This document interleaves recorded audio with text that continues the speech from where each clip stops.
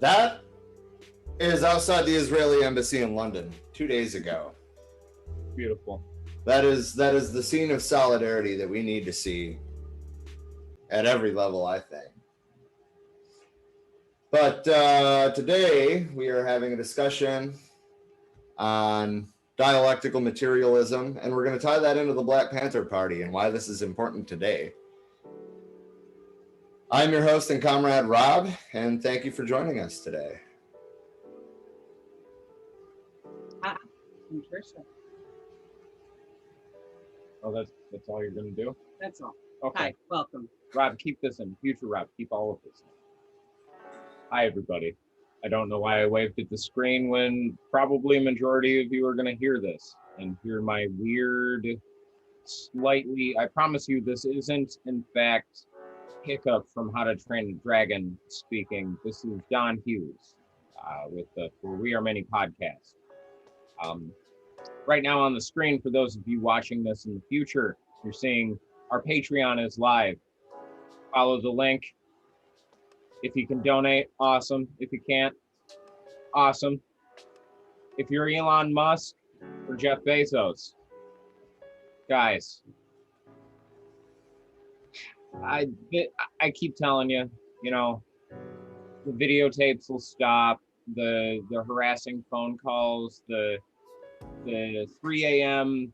standing in the bushes outside of your house, the floating around your new mega yacht in a seal costume, a poorly made seal costume with no pants. Most of it'll stop. All you got to do is donate one time.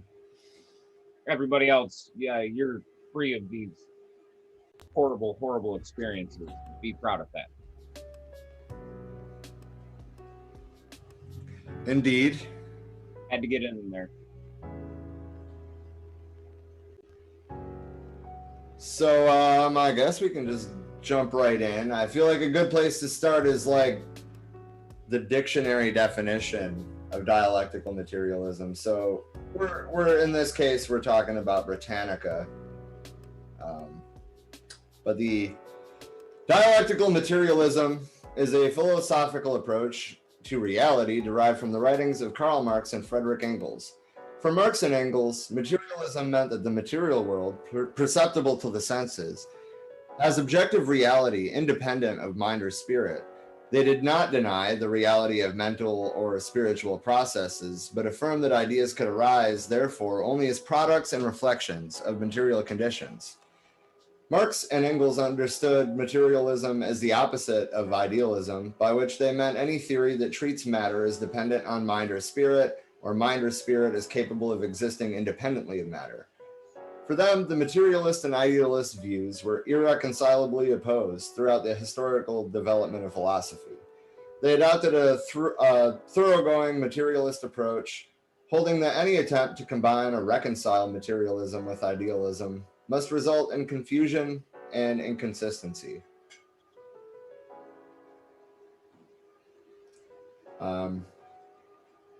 So they go a little bit into about how the conception of dialectics owes a lot to Hegel.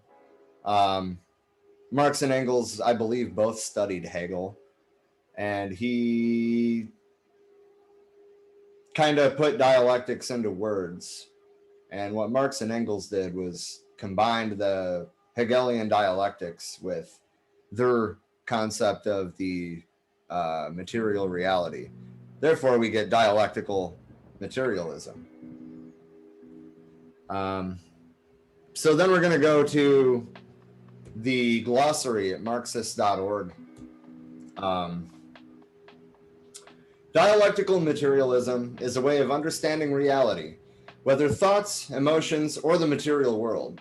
Simply stated, this methodology is the combination of dialectics and materialism.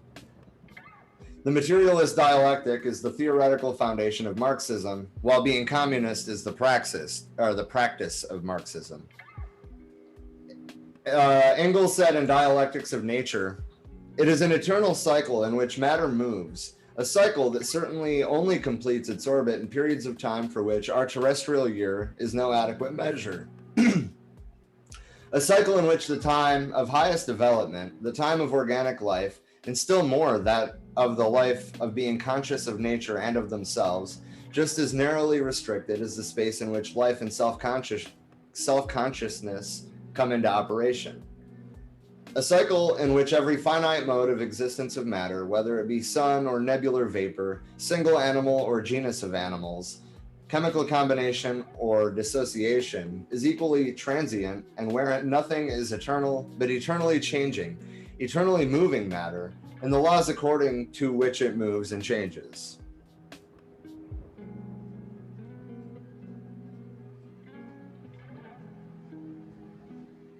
Indeed. You know, I mean, I'm not sure what I'm supposed to say to that other than indeed. Right. Like, No argument there.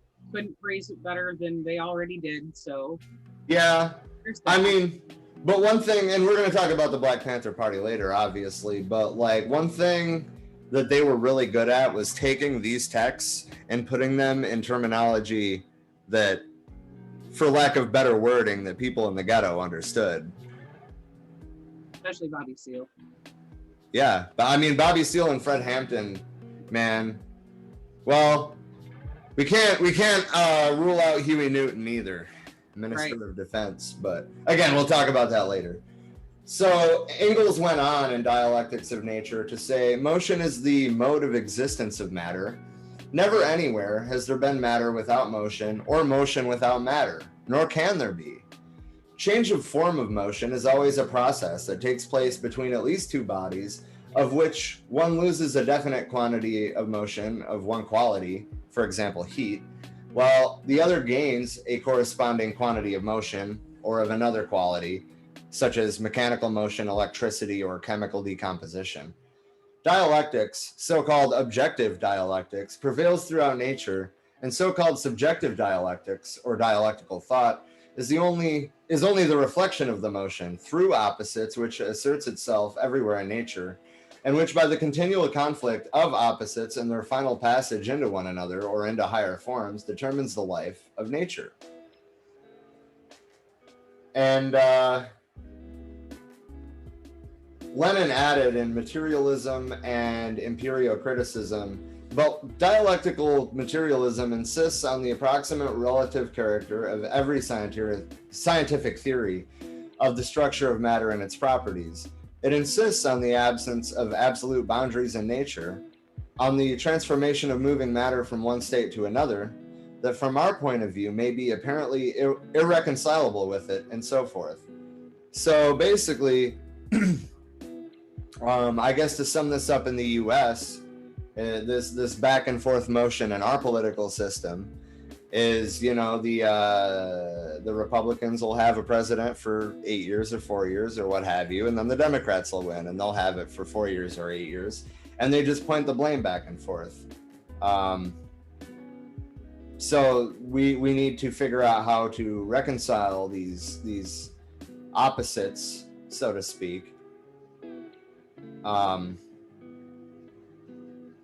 Or acknowledge that our point of view is completely irreconcilable with the existing state.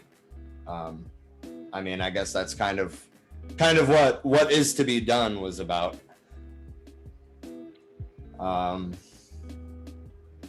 more quote from Engels, rather, from the end of classical German philosophy, and they're largely referring to Hegel there.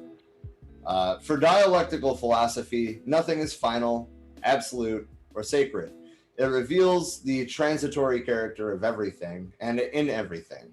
Nothing can endure before it except the uninterrupted process of becoming and of passing away, of endless ascendancy from the lower to the higher. An example of dialectical materialism is the materialist conception of history. The term dialectical materialism was coined by Karl Kautsky and popularized in the Second International after the death of Marx and Engels.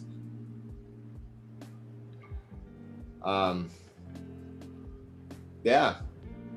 So the materialist conception of history, I guess just to give a brief overview, I'm not trying to dive deeply into that, but As defined by Marx, this conception of history depends on our ability to expound the real process of production, starting out from the material production of life itself, and to comprehend the form of intercourse connected with this and created by this mode of production, i.e., civil society in its various stages, as the basis of all history, describing it in its action as the state, and to explain all the different theoretical products and forms of consciousness, religion, philosophy, ethics, etc. arise from it, and trace their origins and growth from that basis. Thus, the whole thing can be depicted in its totality, and therefore, too, the reciprocal action of these various sides on one another. It has not, like the idealistic view of history, in every period to look for a category, for example, measuring periods of history in accordance to certain ideas, but remains constantly on the real ground of history. It does not explain practice from the idea, but explains the formation of ideas from material practice. Accordingly, it comes to the conclusion that all forms and products of consciousness cannot be dissolved by mental criticism, by resolution into self-consciousness, or transformation into apparitions, specters, and whims, but only by the practical overthrow of the actual social relations which give rise to the idealistic humbug. That is not criticism, but revolution is the driving force of history, also of religion, of philosophy, and all other types of theory. It shows that history does not end by being resolved into self-consciousness as spirit of the spirit, but that in it, at each stage, there is found a material result, a sum of productive forces, and historically created relation of individuals to nature and to one another, which is handed down to each generation from its predecessor, a mass of productive forces, capital funds, and conditions, which on the one hand is indeed modified by the new generation, but on the other hand prescribes for its conditions of life and gives it a definite development or a special character. It shows that circumstances make men just as much men make circumstances. That's from the German ideology. That's early Marx. Indeed. So, I mean, I guess that just goes to show that he came into finding his own philosophical viewpoint. He had a baseline, like when he started writing, and expanded on that from there.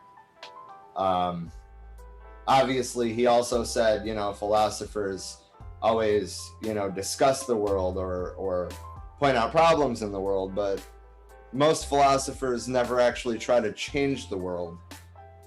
Right. The whole point of all of it is to take some action on that. Philosophy is great when it's discussing ideals and that depends. Like, Nietzsche didn't try to change the world. He just pointed out the bullshit. And in turn, but him pointing out that bullshit did change the world. Yeah. But if you go further back, like the Stoics, Marcus Aurelius, Seneca, Epictetus, they all actively tried to bring people into their school of thought so that in turn it would change the world. Same thing. Right. Same thing with the more philosophical aspects of Taoism and Buddhism, not the religious aspects, which are still there. It's just you can separate the two. It's easier for Western culture to separate them. Yeah. So, I mean, I think you're getting at something important, which is that society has done this in the past. Yeah. But Marx, I think, was the only philosopher of his day that was actually putting forth a plan to change anything. Yeah. And see, it worked out in the past in Rome and Greece because, they had important people that were going to these philosophers to learn these philosophies and actively practicing them. And then when those guys stopped being in power, shit kind of went downhill. Right. Which I think is kind of like part of what Marx and Engels were trying to get at. They were trying to give a self-correcting process. Which, I mean, that's why, obviously, like this is the expounding of ideas, which is also funny because it's the idea that ideas don't make history. Anyway, so there is that contradiction, but that being said, it kind of points to the contradictions in nature, how they rectify themselves, evolution. And essentially he was trying to spur humanity to, in some ways, return to nature. I mean, we living in a class society for most people at this point is hundreds of years, if not thousands. I think has taken us very far away from our natural evolution. Not to say that, Rome and Greece weren't class societies, they were, but those are the contradictions that caused them to fall. I mean, there's so much that caused them to fall. Well, yes, but I mean, ultimately it was these contradictions coming to light. True. And using lead for fucking Yeah. How do you? Well, I mean, that has to do with the material conditions, though. It's not like the ideas weren't good. Right. They used to powder it down, sweeten their wine, which is interesting. It's really interesting that the reason that Caesar initially invaded Gaul and then attempted to invade Germany was because those tribes stopped the importation of Roman wine because they believed that it was making their people stupid, for lack of a better way of wording it. Well, I mean it was. It was because it had fucking lead in it. They literally went and were like, we would appreciate some unleaded things. Yeah, right. Kind of like how I asked. Would you like your wine leaded or unleaded? Right. Well, that's even how I still order water. Any restaurant in Flint that I go to, I'll take unleaded. You know, my friends that live in the actual city of Flint say that the water is clean now. I know this is going completely off topic. For some people, it is. For some, it is. Okay. Well, and actually a good majority of the city, but the problem is the underserved, poor areas that had the biggest problem to begin with still haven't been fixed. Okay. I was wondering because I haven't lived in Flint in a long time. And I mean, obviously the friends that I have that live in Flint don't live in all of Flint. Right. For what's happening in one area. Yeah. Oh, that's a very fair question though. And I believe that we're still supposed to at some point, I don't know if Dean had any luck reaching out to Melissa Mays, but we should be talking about that at some point in the future. So I guess we're gonna move on to the Black Panther Party. Oh, it's nothing. Do you have anything you want to say before we start talking about this book?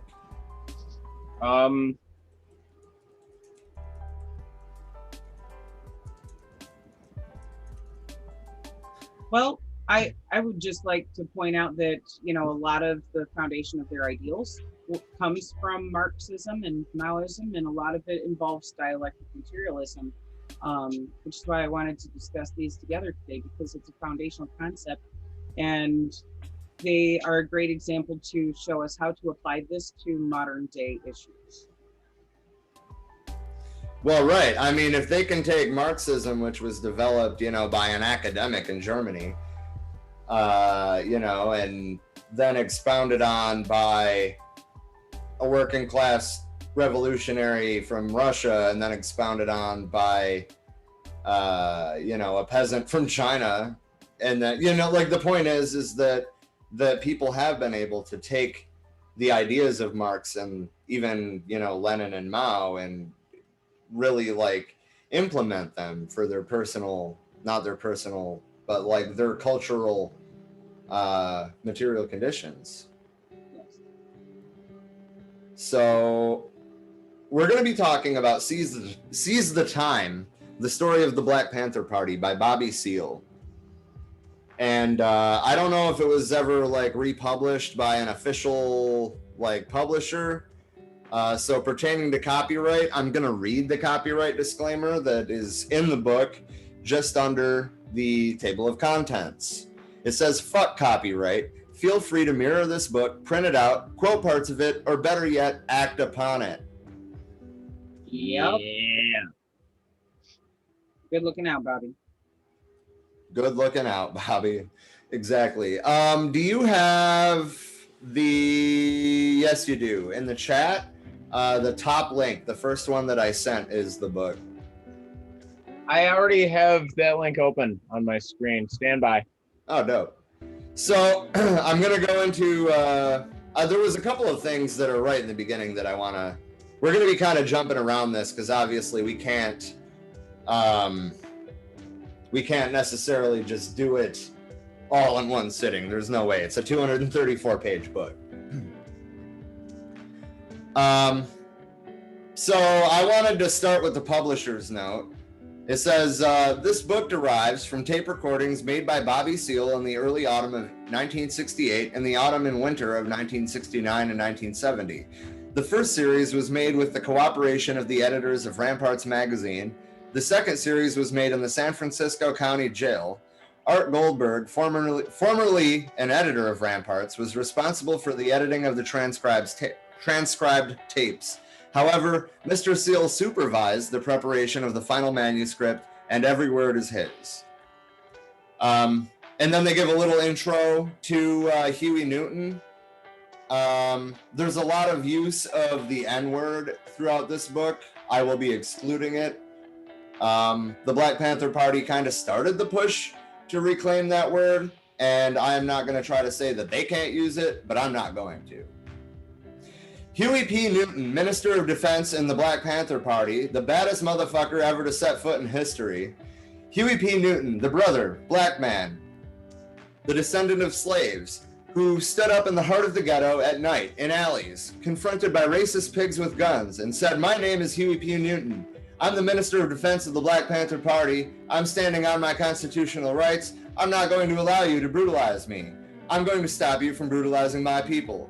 You got your gun, pig. I got mine. If you shoot at me, I'm shooting back."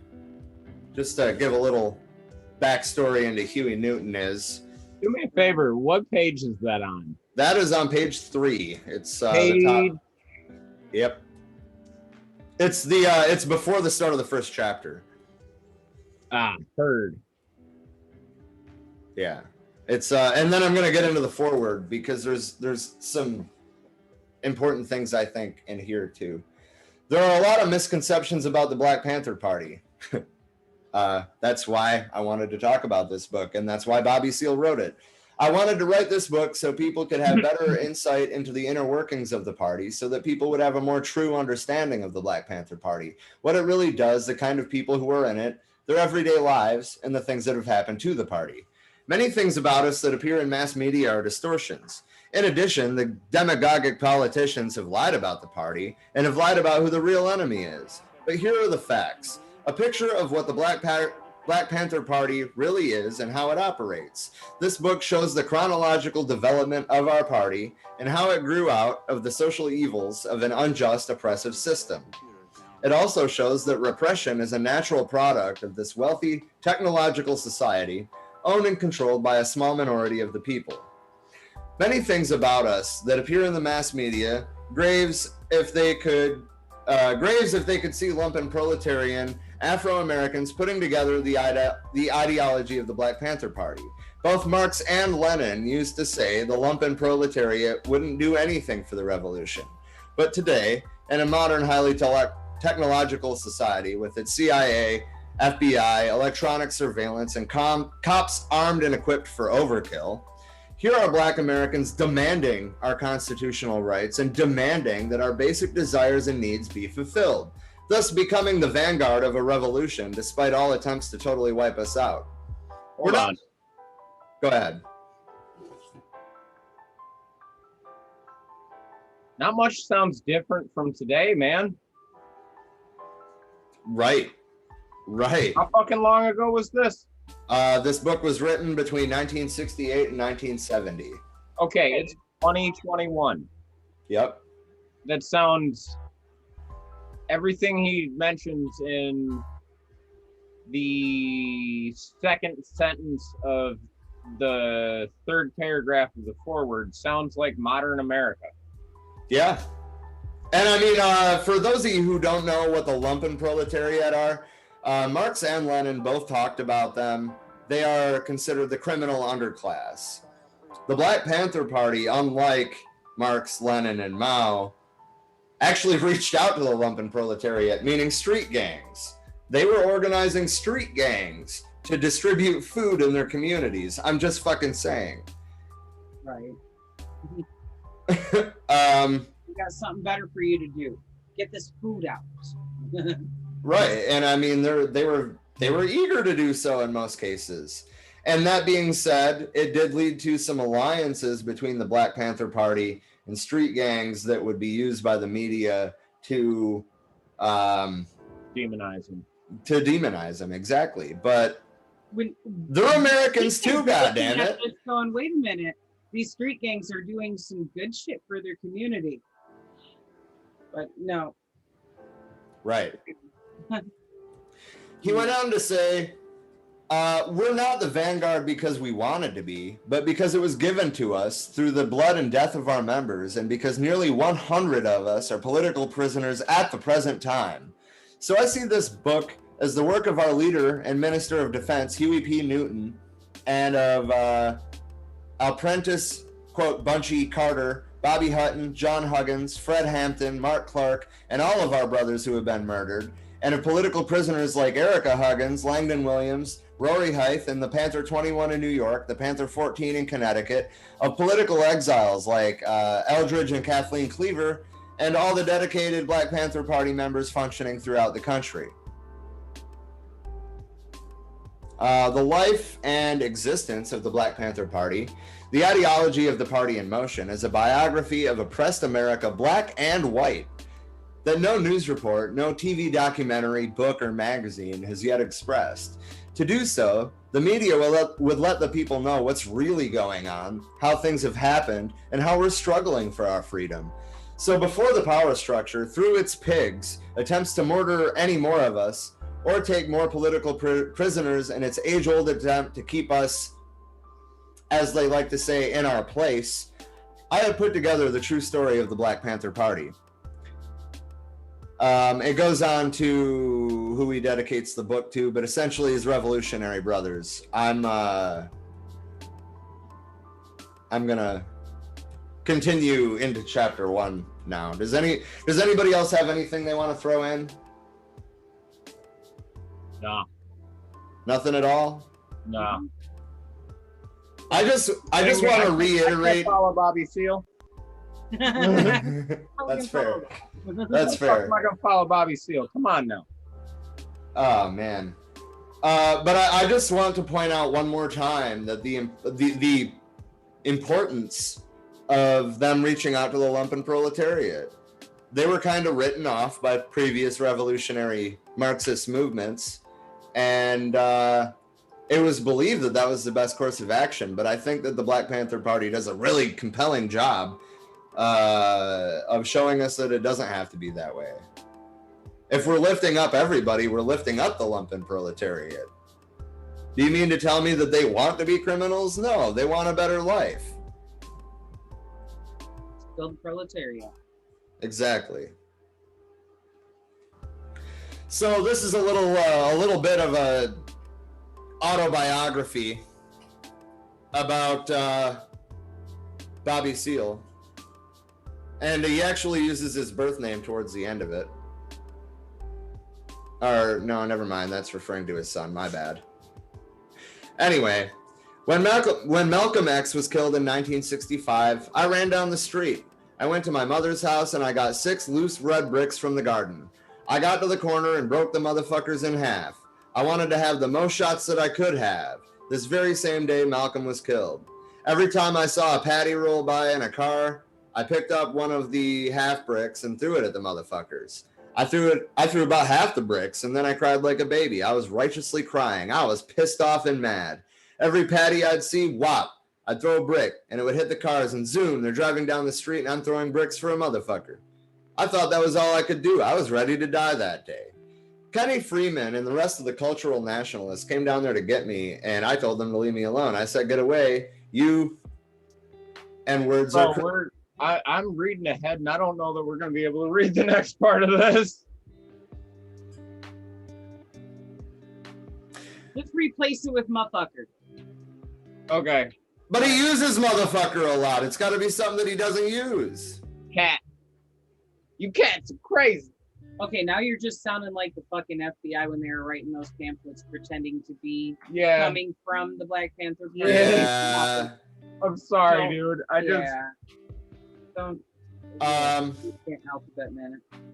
I got mad and I busted a window in the house. I put my fist through a window. I told them all, fuck it, I'll make my own self into a motherfucking Malcolm X. And if they want to kill me, they'll have to kill me. That was a big change with me, and they never understood that. Eldridge says Malcolm X had an impact on everybody like that. Malcolm X had that impact on me. When my wife already had a baby boy, I said the N-word's name is Malik Nkrumah Stigoli Seal. I probably butchered that, and I hope I didn't. And I see what you're getting at, Don. Because Stigoli was a bad N-word off the block and didn't take shit from nobody. All you had to do was organize him, like Malcolm X, make him politically conscious. All we have to do is organize a state, like he attempted to do. He was a bad motherfucker, and Malcolm X was a bad N-word. Huey P. Newton showed me the N-word on the block was 10 motherfuckers when politically educated, and if you got them organized. Man, I couldn't just replace it with motherfucker. Right, I see, what you mean there. But there's so many motherfuckers. But hey. I related to Huey P. Newton because Huey was fighting N-words on the block. He was an N-word that came along and incorporated Malcolm X, incorporated Stigoli, and incorporated Nkrumah. All of them. So basically, he was born in Dallas in 1936. He grew up with a brother, a sister, a cousin. And a lot of things affected the way he saw things. Obviously, I skipped part of the book because that was kind of the idea anyway. But I think it's important to take a look at what his childhood was like. He talks about how he was raised like the average black man, like a brother in the black community. And I know that none of us talking about this right now wholly understand what that's like. I mean, we have a bit of a picture from the outside, but this is from his perspective, and I think that's important. The farthest back I can remember is when I was unjustly whopped by my father. I can never forget that. My father and mother were having an argument. I was supposed to be washing some shirt in the backyard of a house we had in San Antonio. I was the oldest of 3 children, was about 6 years old. I remember very vividly that I was playing in the back and how my father told me to get the wash basin, put some water in it, and wash his shirt. I tried to wash his shirt, but I guess I started playing. He was arguing with my mother, and it had something to do with that shirt. My father came outside and was mad at me because I hadn't finished the shirt. He took his belt off and really beat me. He went back inside the house and argued again with my mother. I was crying. When he came back and beat me again, my mother came out and stopped him and snatched the strap away, but he got it back from her and argued with her. Then he pushed her and beat me again. He told me to wash that shirt. I never forgot that beating. I never had, because it was an unjust beating. The argument he was having with my mother was directly related to him taking it out on me, and that's not right. My father was a carpenter in Port Arthur, Texas. My mother had left him a couple of times, and one time when they got back together, he built a house up from the ground. My father was a master carpenter. That's where I learned my carpentry work. I learned drafting in school, but I knew basic building structure just from being around my father. He taught it to me and my brother off and on while we were growing up. I grew up just like any other brother. We didn't always have money. During the war, we had a little money, but after my father built the house, he went to San Antonio, and then we were back in poverty again. It was still wartime, and there was some money around, but I remember that whenever my mother and father rented a house, they would rent half out to some other people, like a whole family. I think the first time I really began to oppose things that I saw was when we were at Cardonacy's village. That's probably wrong. The government housing project in Berkeley.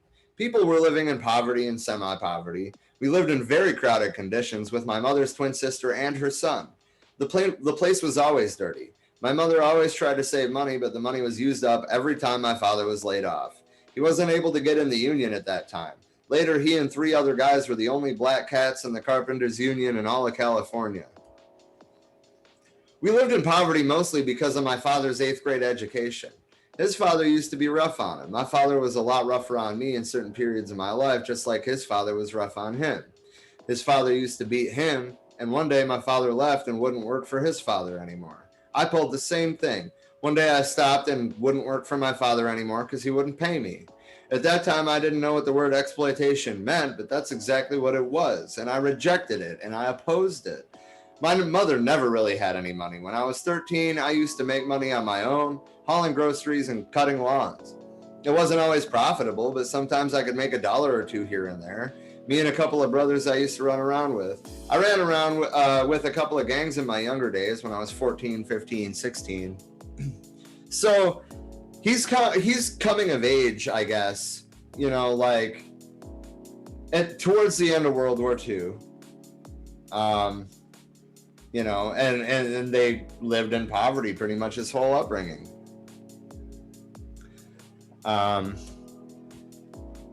So he ended up going to Merritt College.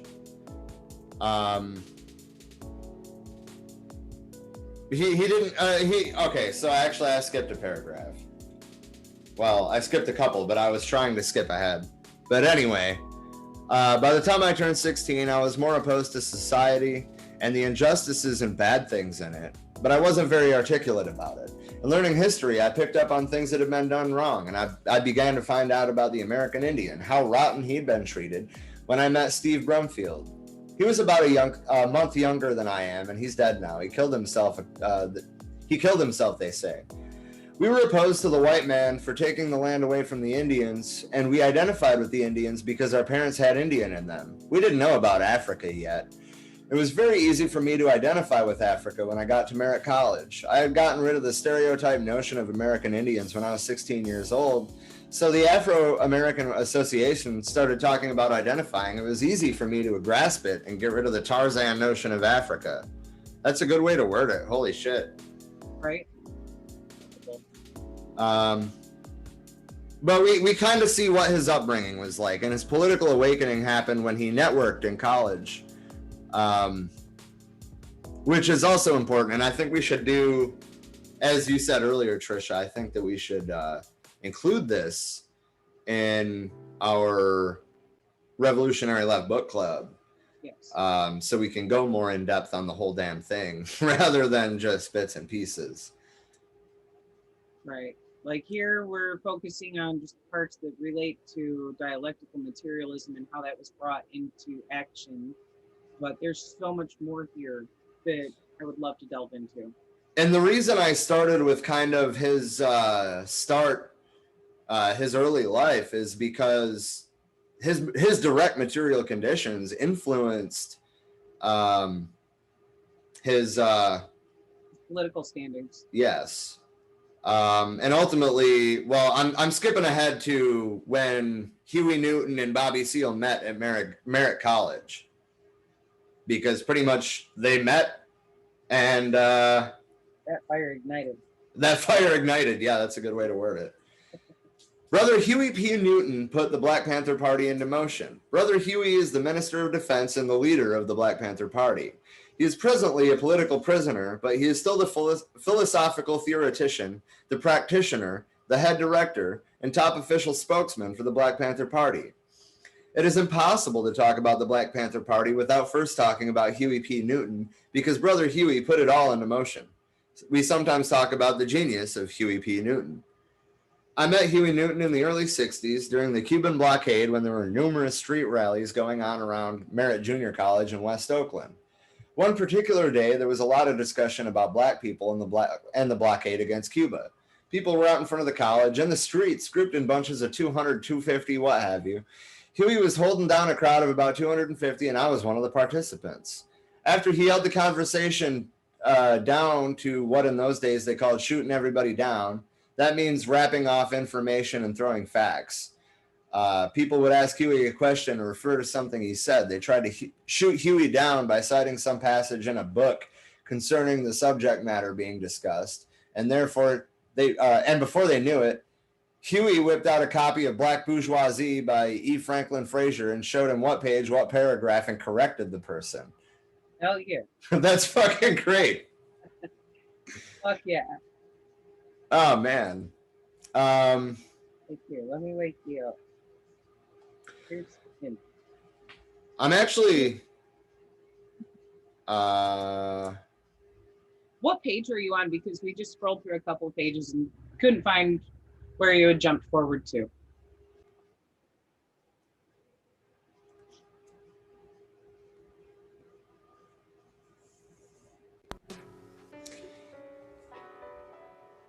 Huey was a large influence on the whole campus. I got to know where Huey was on campus. I wasn't a running partner of Huey's then, but I was catching him on the streets. We would all wig out behind Brother Huey, and I guess everybody respected Huey's mind and also Huey's guts. He had something about him, that he didn't drive over people, but he would never let anyone drive over him, especially in a violent and rowdy fashion, because I didn't know it at the time, but I learned later. Huey had a kind of hidden reputation on the block with the brothers. There were cats all over East and West Oakland who had reputations for being bad, and they were known throughout the community for being bad. Huey didn't have this kind of reputation. The bad cats terrorized the community, and Huey terrorized the bad cats. You heard a lot of stories about Huey, like one night at a party, Huey accidentally stepped on some brother's shoes, and Huey stepped back and said, "Excuse me, brother." The brother, he was bad, one of those bad dudes, said, "Motherfucker, excuse me, don't re-shine my shoes." Huey knew his brothers very well. When the dude slid back to the side and dropped his arm slightly to the right, hanging behind his right thigh, Huey saw this. He knew this was the time to fire. Next thing you know, Huey fired on him and decked him, and all the other bad dudes at the party who were this decked dude's friends or partners wanted to show who this cat thinks he is. And so they jumped up and said that Huey needs his ass kicked. And Huey told them, "I'll fight all of you at one at a time, or all of you at the same time. And you won't wait outside for me. I'll be waiting outside for you." And then he walked outside and waited and dared them to come outside. Oh man, that's epic, frankly. And this is something what was that, Don? I continue.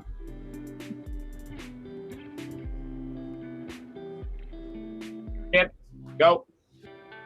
Do this. What? How? He's telling you to go ahead because all he Oh said well, I mean, but it froze. All I said was he was a bad motherfucker. Ah, yeah.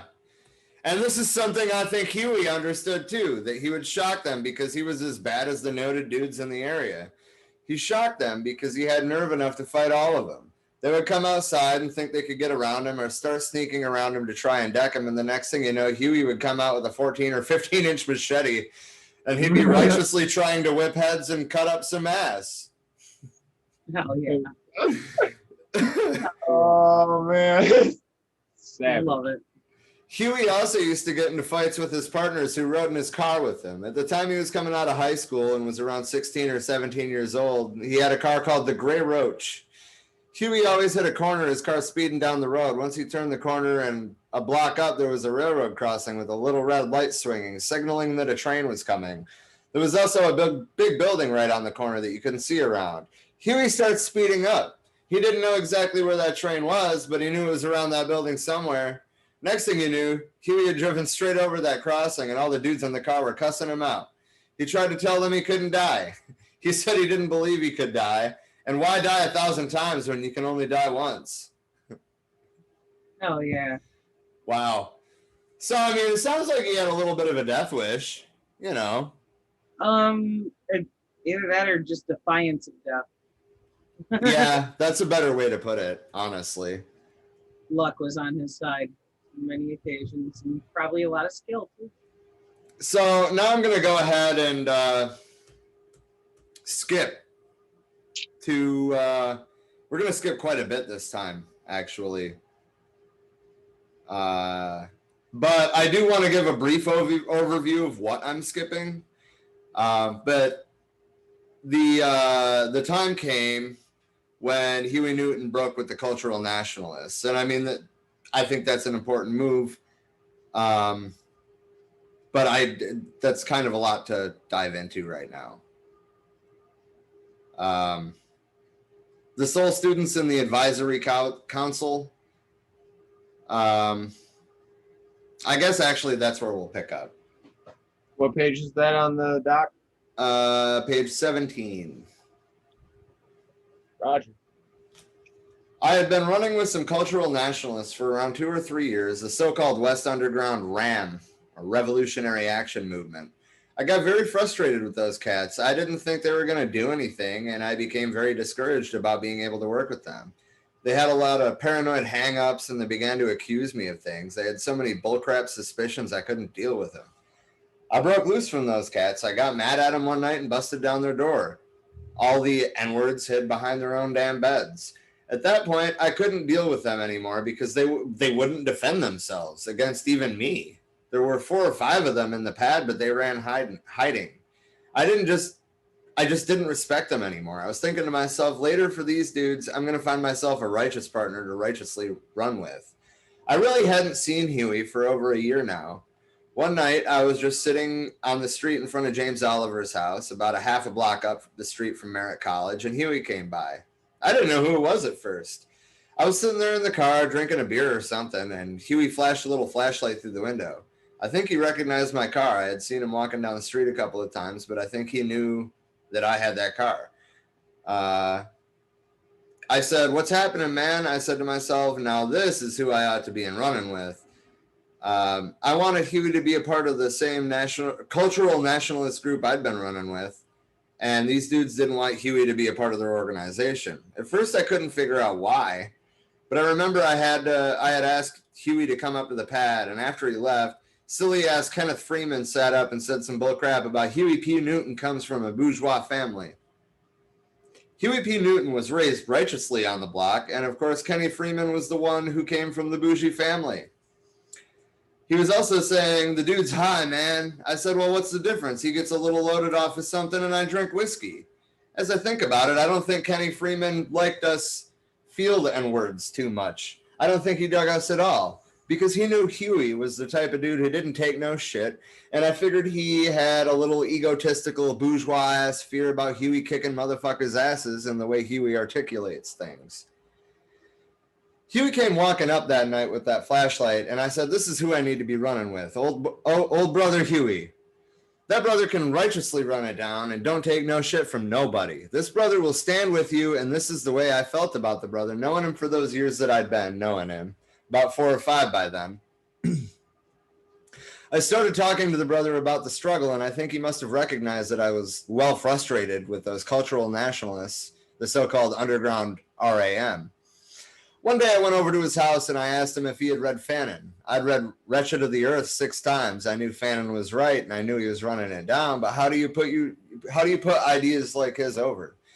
Huey was laying up in bed thinking, plotting. I knew what he was doing. He used to tell me he was plotting to make himself some money on the man. He was involved with day-to-day survival like the average brother on the block. He said no, he hadn't read Fanon. So I brought Fanon over one day.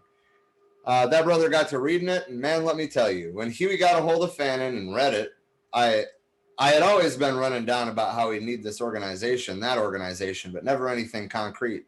He would be thinking hard. We would sit down with Wretched of the Earth and talk, go over another section or another chapter, and Huey would explain it in depth. It was the first time I had ever met anybody who could show a clear-cut perception of what it said or what was said in one sentence or a paragraph or a chapter and not have to read it again. He already knew it. He'd get on the streets. We'd be walking down the street and getting some discussion with somebody, and throughout the process of this discussion and argument, Huey would be citing facts, citing that material, and giving perception to it. At that time, he was given the same basic concepts as he's given now, but he's in a wider and broader area because he's had a lot of experience in leadership in the Black Panther Party. His development now is at the head of revolutionary struggle, but he always had this vast ability to do things along with the proper perspective, and he could run it down and get things going. Which, I mean, frankly, that's important. I guess what he's saying in long form here is that Huey Newton was a doer. He was a very action-oriented person. Right. And he also knew what to say to inspire the people around him to action. Right. Huey was one for implementing things, and I guess this is where the Black Panther Party really got started. Because once Huey got hung on that, he started explaining how he had to get something going. Before the Black Panther Party came the Soul Students Advisory Council. Some of the other cultural nationalists in the college and a couple that I'd broken up with and got tired of messing with, they were jiving to me and are still jiving. Some of them came around. They were talking about starting some organization, a school campus organization. Well, Huey and I got interested in the thing, and a couple of other cats, Virtual Morel and Alex Papillion. We started talking about organizing what we named a little while later Soul Students Advisory Council. We structured the thing in such a way where we really practiced ultra democracy among ourselves. At the same time, Huey wanted to make the thing very meaningful. So the so-called central group of the Soul Students Advisory Council consisted of Virtual Morel, Alex Papillion, Bobby Seale, Huey Newton, Isaac Moore, and a couple of jive cultural nationalists around here. Huey and I decided we were going to try and make the thing work, to develop a college campus group and to help develop leadership, to go to the Black community and serve the Black community in a revolutionary fashion. I was with Huey all the way. Frankly, so would I, just saying. Serving the community is what it's all about. So Soul Students was moving along, and meanwhile, Huey and I and Alex Papillion and Virtual Morel put out a lot of hard work into getting a few things off the ground. The draft of Black men was a big thing on college campuses. Of course, just the draft itself became a high controversy. But we had just begun talking about the draft of Black men. We organized one of the biggest rallies ever held at Merritt College, where 500 or 600 Black people attended and ran it down. From there, Huey, Virtual, Alex, and myself were known as the leaders of the Soul Students Advisory Council. Huey and I and Weasel, one of the brothers at the campus, were all sitting in the car one night. We decided to buy some records by T-Bone Walker, Lightnin' Hopkins, and Howlin' Wolf, these down home brothers. I suggested that we go up to the Cal campus because up around there, they have more LPs of T-Bone Walker, Howlin' Wolf, and all the brothers than they have in the regular Black record shop. We started walking down the street on Telegraph toward the Forum, a restaurant up there. We were about a block away from the Forum when the brothers asked me to recite one of them poems I always liked. One of them was Burn, Baby, Burn. The other was Uncle Sammy Call Me Full of Lucifer. I was walking down the street reciting Burn, Baby, Burn all the way down till we got to the next block. And then Huey and Weasel asked me to recite that other poem, Uncle Sammy Call Me a Full of Lucifer. So I got to reciting that poem. I said 2 or 3 words, and we got in front of the Forum across the street. One of the brothers, Weasel, got over and picked a chair up. It's kind of a sidewalk restaurant. He said, "Here, Bobby, stand on this." So we set a chair up by the curb there, and I got on the chair and hollered, "Uncle Sammy, call me full of Lucifer." When I said that, I went on to recite the rest of the poem. Then someone said, "Do it again. Run it down again, man." So I got to the part of the poem where it says, "You school my naive heart to sing red, white, and blue stars and stripes songs. Some uniformed pig cop walked up. He stood probably 10 or 12 feet away. I said, you school my naive heart to sing red, white, and blue stars and stripes songs and to pledge eternal allegiance to all things blue, true, blue-eyed blonde, blonde-haired, white chalk, white skin with USA tattooed all over." Man, when I said that, this cop walks up and says, "You're under arrest." I got down off the chair and said, "What are you talking about? You're under arrest. Under arrest for what? What reason do you have for saying that I'm under arrest?" And he says, "You're blocking the sidewalk." Doesn't that sound familiar? And I say, "What do you mean I'm blocking the sidewalk? I'm standing over here." I notice Huey standing to my left. Next thing I know, some people start grabbing on me. "You're under arrest. You're under arrest." I start snatching away from them, man. Next thing I know, Huey was battling up there, and 3 patties had me down, tied down to the ground. One of the patties that had a hold of me, Huey knocked him in the head a couple of times, and a couple of other brothers and stomped on the patties. I got loose. A big fight was going on, but boy, they say Huey whipped up some motherfuckers in there. They say Huey was throwing hands.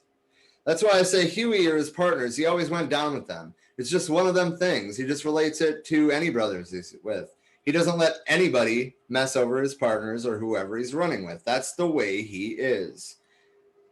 They got busted that night. I skipped the rest of that paragraph. Huey and I got busted that night. I fooled around and got busted a block away from the thing. Since we were leaders of the Soul Students Advisory Council at the time, and Huey and I had to have a lawyer, Virtual Murrell went to the SSAC Treasury, got $50, gave us $20 or $25 a piece to secure ourselves lawyers after we got bailed out. Took us 3 days to get Huey bailed out of jail. He was on probation, and at his first probation officer put a hold on him, but later cut the hold loose. Oh, wow. 3 weeks after Huey was bailed out, some brother got busted right in front of our car.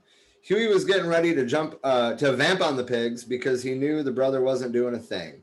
He was a citizen, just standing around observing about 10 or 12 feet away from our car, and the cops went up to him and wanted to bust him for nothing. Huey said, "We've got some money in the SSAC Treasury. We're going to bail this brother out." So I'm going to skip down to "We Hit the Streets." That's the next chapter. It starts on the same page. See it. Got it. Actually, do you want to read for a minute? I am actually, my food's being delivered. Can we pause for the cause? They're here right now. Fucking told you. So, before we get into we hit the streets, I just want to say that as we're getting into this, we wanted to hit some like base points in the organization of the Black Panther Party, which we thought that we would be able to, give you a short overview of, and then talk about how dialectical materialism ties into the Black Panther Party. But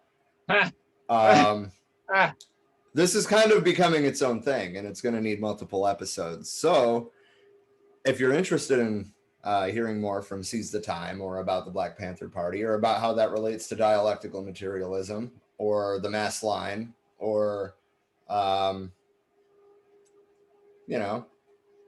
You ran out of words, huh? Yeah. Yeah, I ran out of words. This has now become part 1 of a series because there is so much here to unpack that's important to understand. Exactly. Like, even though we wanted this to be about specifically dialectical materialism, there's too much that we can't skip to give context to the parts that do pertain to dialectical materialism. This is kind of giving us a view into how they were raised, what kind of people they were, and all of that's pretty damn important given the context. Right. It's literally showing you how they grew into having these political perspectives due to experience, and that's important. We can't skip over those important parts that directly relate to why they held these ideals about dialectical materialism so strongly in their beliefs and practices, which are the fundamentals of mutual aid at this point. Yeah. This is where it began. So it's very important to see how this became, like, in the States anyways, of addressing the need for mutual aid because of a lack of the materialism being met as far as what's needed to survive in the world. So anyway.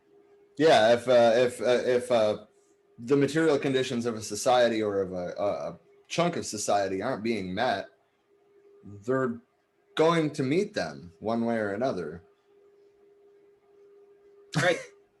Via mutual aid, via calling for better socialism programs, as far as, actually helping support the community, because we only excel and are able to move upward by lifting each other up together. Yep, exactly. And all of that ties into what the Black Panthers were doing and Well, I mean, in some areas still do. A lot of the social programs aren't, you know, like packed with volunteers anymore. They don't have the free clinics anymore, but they're still there and they're still organizing and they still matter. Right.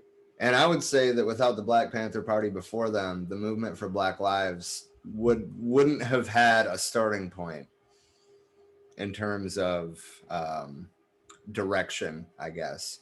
They draw very heavily from the original Black Panther Party. Absolutely.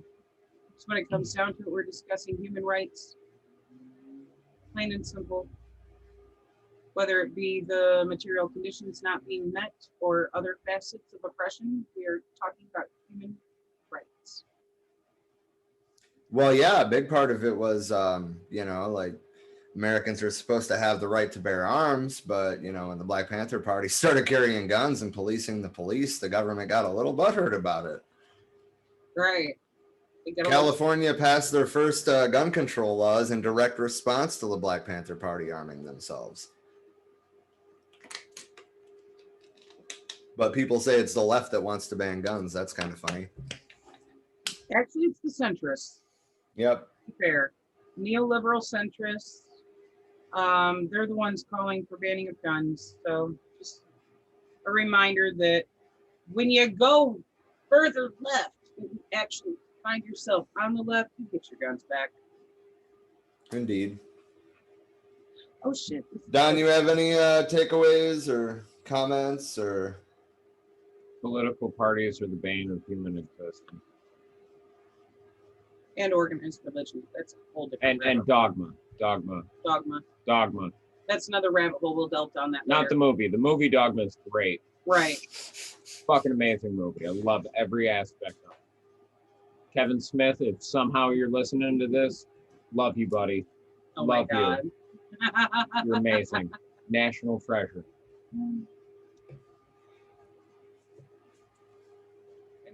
Anyway, I'm sorry. It's all. Yeah, you're good, dude.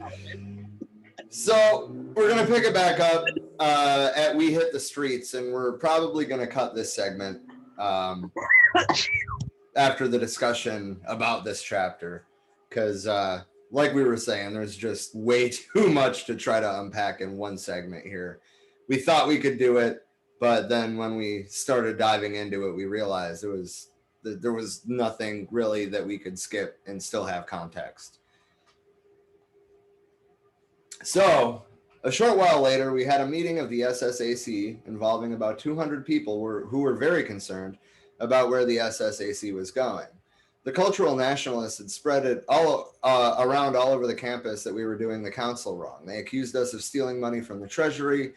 In fact, money wasn't stolen. It was being used for bail and to secure lawyers for me and Huey. The cultural nationalists also accused us of accepting money from a white man. We got the money from Bob Scheer, a former Ramparts editor who was running for Congress. Scheer had come up and asked us for support, and we said we didn't feel it was necessary to support anybody in the political arena because we didn't think they could voice our opinions adequately. We asked Scheer for $100, which he gave us.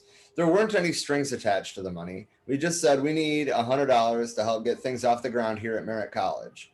But we felt we knew what we wanted to do because Huey had already run it down to the central group of the SSAC that we had to arm ourselves. This was way before the Black Panther Party, maybe 11 months before. Huey had run it down to Douglas Allen, to Isaac Moore, to Kenny Freeman, and to Ernest Allen that what we needed to do was to involve the Black community. And I'm just going to chime in here. Involve the Black community. And this is obviously put in more everyday wording, but what they were trying to do is build a mass line. They were trying to really build dual power in the way that Mao was talking about. But we'll get to that later because that wasn't the direction that they took it until later.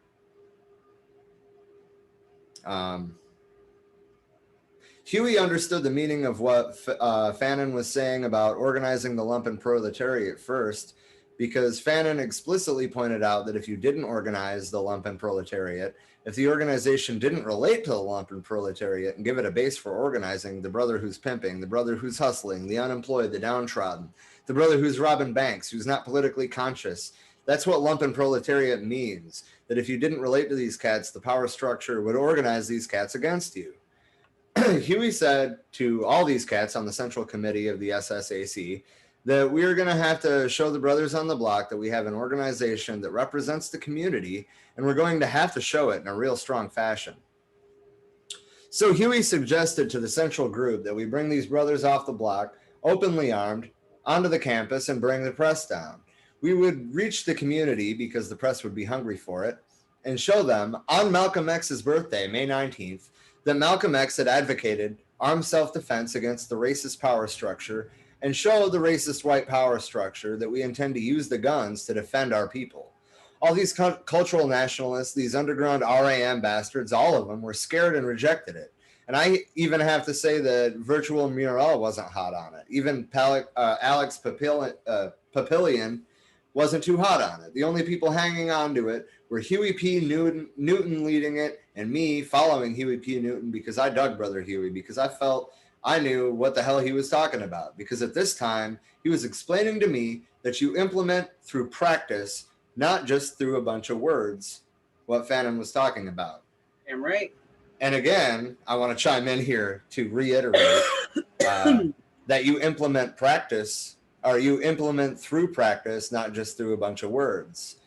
And that's been a long-standing thing in most communist parties, is that you actually have to do the things you're talking about, not just talk about it.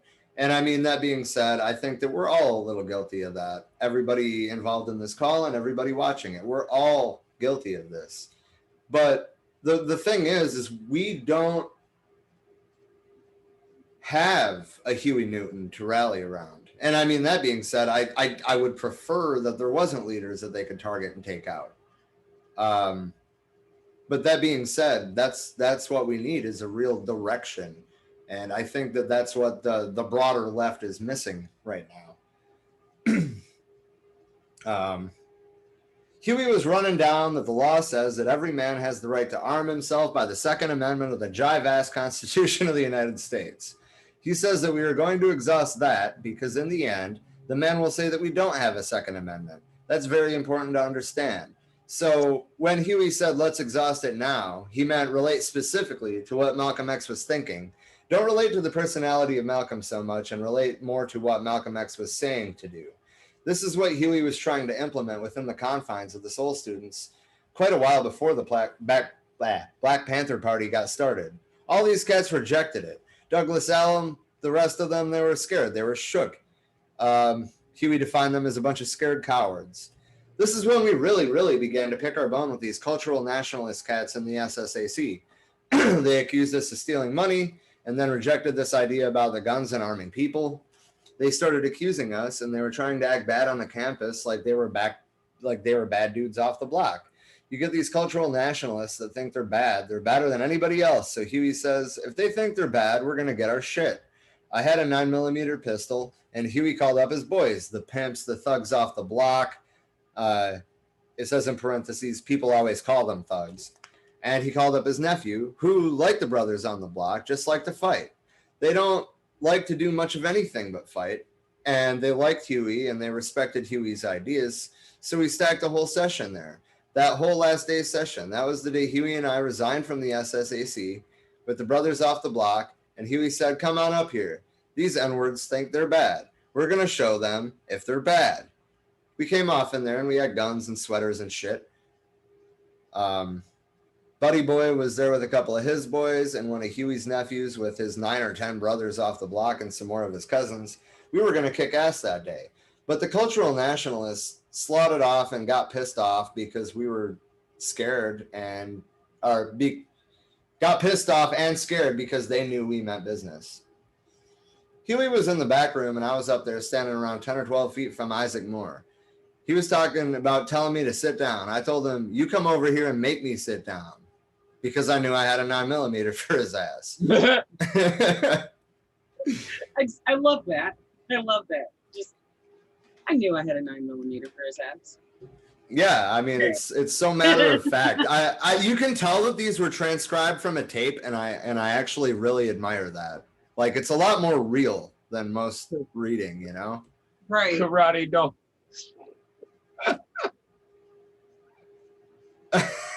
Reading ahead, bro. Yeah, I just did too. Isaac Moore was supposed to know a little bit of karate, but if he got acting bad, I was just going to prove to the N-word that karate don't judo chop buckshots and pistol bullets. Right? Listen. Something to know about karate. Gun beats karate every time. Yeah. Gun beats karate every time. Yeah. I mean, especially from 10 or 12 feet. You know, if it was like 5 feet, the reaction time could be a variable, but. Well, I mean, if it was 5 feet or less, there's also slight possibility you might have opportunity to disarm somebody, but you better hope they don't have skills to match yours when it comes to hand-to-hand combat. Well, yeah, fair. And I'm betting he had that to back that fucking 9mm up. Just saying. Like, yeah. You don't bring karate to a gunfight.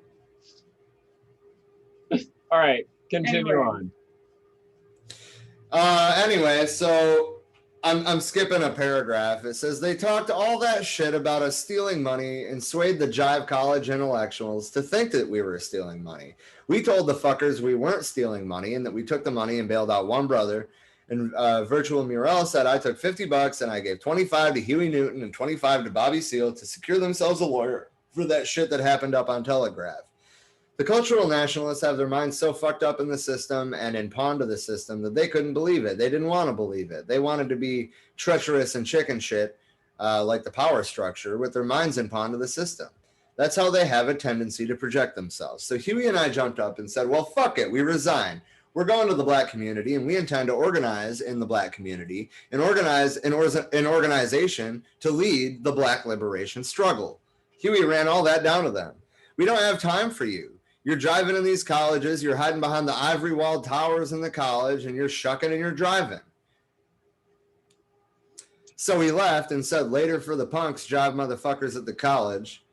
We just went to the streets where we should have been in the first place. Those 4 or 5 years that preceded this showed us that Ed Huey, the brother off the block, had never really left the streets at all.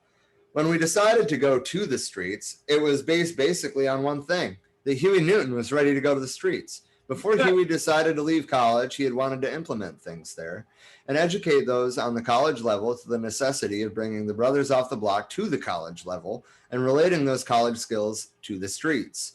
This was Huey's objective because he saw the necessity of this happening. But at the same time, Huey also realized that if the college boys didn't want to come onto the streets, later for them. And that's how it happened. The college boys, the cultural nationalists, all the bullshit jiving dudes who articulate bullshit all the time and don't ever want to get into the real practice of revolutionary struggle, you know, the black liberation struggle in this country, Huey'd say, well, later for them, we'll go to the streets. And I'd say, Huey, I'm with you, brother. Let's go on and do it. So we went out to the streets and that was it. Fuck yeah. And I'm going to skip one more paragraph. This is very important. This is the difference, the line of demarcation. In fact, between the revolutionaries and those who were jiving in the confines of the ivory walls, the ivory towers of college, Huey and I began to talk about a lot of things. We really began to get very intense in how this thing was going to go and how we thought it should go.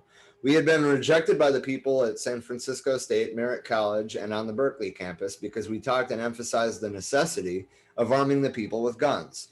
The cultural nationalists and many of the leading white liberals, they look at it like you can't pick up guns. It's impossible to pick up guns. This is what they want to emphasize. This is what you can infer from all of their rhetoric. But Huey said, no, you must pick up guns because guns are key. Or to put that in the words of Chairman Mao, political power grows from the barrel of a gun. Or, in the words of Stan Smith, penknife, mightier than the gun. Sword gun, mightier than the penknife. God damn it. Pen gun. Oh, So this is where we're gonna cut this segment, and the next piece, honestly, is really where we're gonna start tying in dialectical materialism. But I do want to point out that Huey Newton looked at the situation around them, aka the material conditions, and realized that they needed to defend themselves. Mm-hmm. And they stuck by that, and that's... There's only one way to defend yourself against motherfuckers with weapons. With weapons. And, once they broke from these nationalists and the white liberals, they became a revolutionary movement. Right. And now they're getting into... The next chapter is going to be using the poverty program. And that's really where they start trying to improve the material conditions of their people. And that's really where I think dialectical materialism is going to really come in this work. So, just if you want to look ahead, it's going to be page 23 on the PDF. But I'm excited for this mini series, honestly.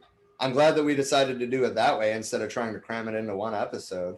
Yeah, there's just too much here. And as weird as this is gonna sound coming from some fucking hillbilly that lives up in northern Michigan, this is so much easier for me to read than fucking Mao. I believe that. Makes sense to me.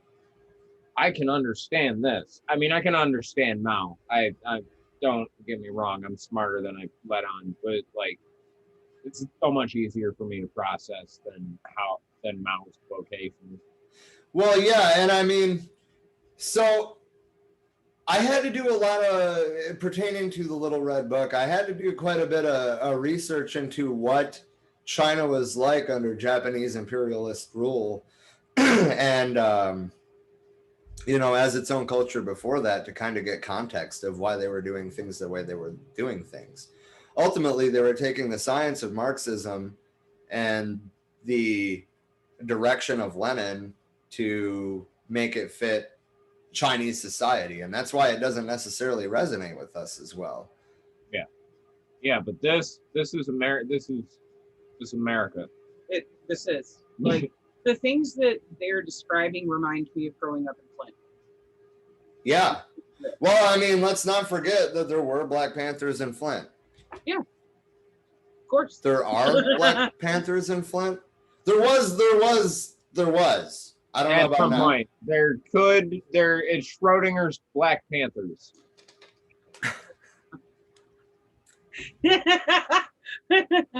I thought that joke had been done to death. No. Maybe. Well, maybe. It was classy, though. Yeah. But no, you're absolutely right. This is a lot easier to relate to, and that's because it happened here. It happened, well, not in our lifetimes necessarily, but our parents' lifetimes. No. It not only happened here, it happens here. It has yes. continued to happen here. Yeah, this sounds like modern America. Yeah. The issues that they were already needing to address at that point in time, we're still trying to address now. There's some areas where we've made some improvement of a step here and a step there.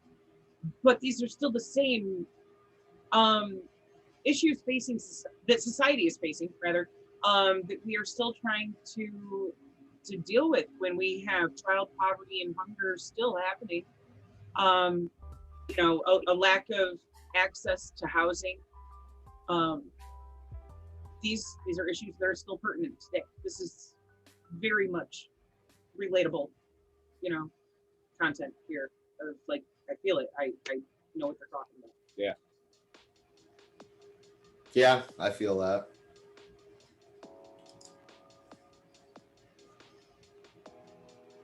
I have something I want to end the recording on, so let me know when we're about to end it so I can. Well, I mean, we gotta plug ourselves, right? Yeah, of course. ForWeAreMany.org. Facebook.com/ForWeAreManyPodcast. YouTube.com/ for We Are Many Podcast, and everybody's favorite, patreon.com/for We Are Many Podcast. Elon, buddy. What you don't see on my screen, well, you probably see it on my screen, my dude, let's be real. But as you can see right now, I am checking Robinhood.com. I'm checking to see if Dogecoin's making me any money. It's not making me any money. Your stocks are costing me money. Pull your weight. Donate to our cause. Be one of us.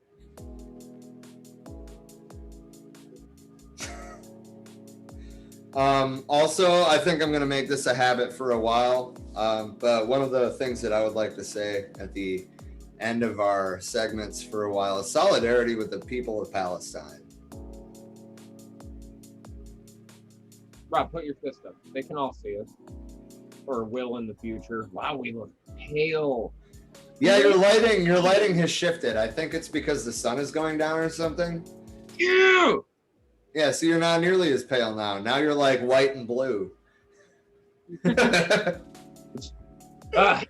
It's peach and pink and blue. White people don't really exist. You're either peach or pink. Or Enjoy apparently blue. That's just the lighting. It's I mean, isn't any color just the lighting? Yeah, really? yeah, fair enough.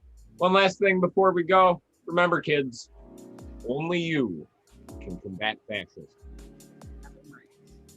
Always punch a Nazi. Always.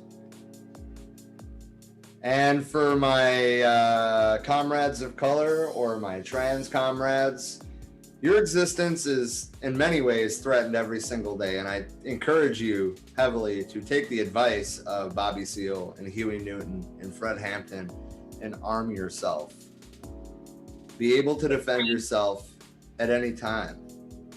Get trained on those firearms too. Yeah, Make please. sure you are well practiced, comfortable, and confident, and know when and when not to reach for it. Yeah. For the love of whatever God or multiple gods you believe in or refuse to believe in. For the love of yourself. For the love of everyone around you. Just get training. Yes. Be well practiced. That way you can confidently use that if need be. If you're worried about, toxic right-wing gun culture, don't worry, you're not alone. There are organizations such as the Redneck Revolt, the John Brown Gun Club, and the Socialist Rifle Association that are all comrades that are more than willing to help you learn and familiarize yourself with your firearms, as well as how to properly use it, take care of it. Yep. Oh, fuck yeah, plug it. The whole 9 yards. That's the end of my plugging. All right. Solidarity. You can find our butt plugs on the dark web at For We Are Many Podcasts.